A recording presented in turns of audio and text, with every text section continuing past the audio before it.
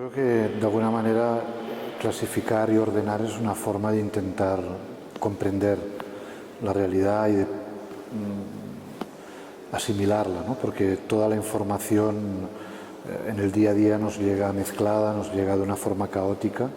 De hecho, estamos bombardeados continuamente por imágenes, noticias, información. Entonces, intentar clasificar y reordenar esa información es lo que me permite un poco comprender, ¿no? Y clasificar y ordenar y decidir qué cosas me parecen interesantes y cuáles no de toda esa realidad que nos llega caóticamente en los medios y en el día a día.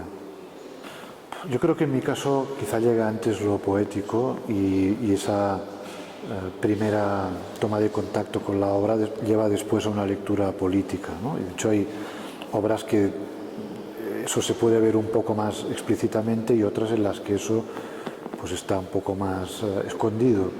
Pero pienso que siempre se puede hacer una lectura política de los artistas que hacen un trabajo interesante, aunque no sea esa su intención explícita, ¿no? Porque solo la forma de entender el trabajo y de plantear una actitud frente al arte, eso ya puede suponer una actitud política, ¿no? De rigor, de obsesión, de precisión, etcétera, ¿no? Entonces yo creo que hay dos tipos de artistas, los que van de lo político a lo poético y los otros que van de lo poético a lo político, y ese sería mi caso, el segundo. Sí, el tiempo es algo que me ha obsesionado siempre y que lo he tratado de diferentes maneras. Una de ellas es a través de la ausencia, del rastro que deja el paso del tiempo, pero eso se ha concretado y se ha formalizado en varios soportes, por ejemplo, materiales como el polvo, materiales como los recortes de prensa, materiales como la luz solar, me han permitido realizar diferentes trabajos en los que esa idea de intentar visualizar el tiempo, de eso que no somos conscientes y que bueno, vivimos a toda velocidad, ¿no? Y intentar parar y ver bueno, qué pasa con todo eso, es un tema que me ha interesado siempre y que, bueno, como te digo, queda un poco explicitado en algunos trabajos.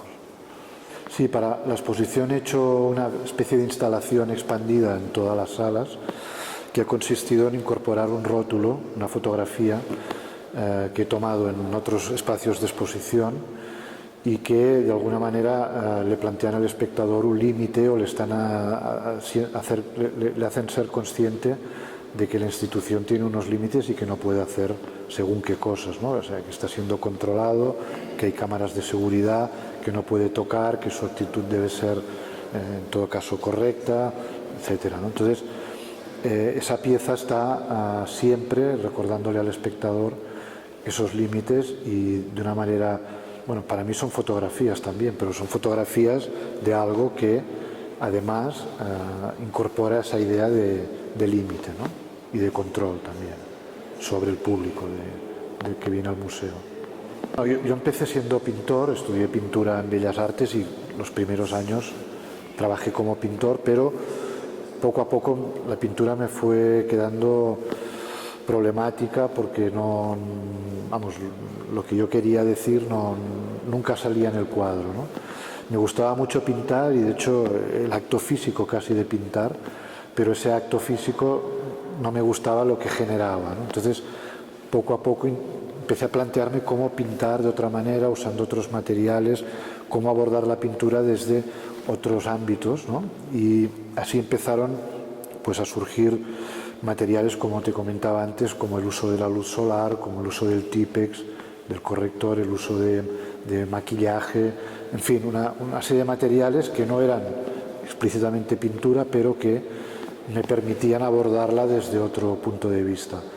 Y luego hay trabajos que, sin ser ya directamente pintura, creo que de alguna manera la toman como referente y podríamos decir que la pintura está ahí como una resonancia todavía detrás de esas obras, ¿no?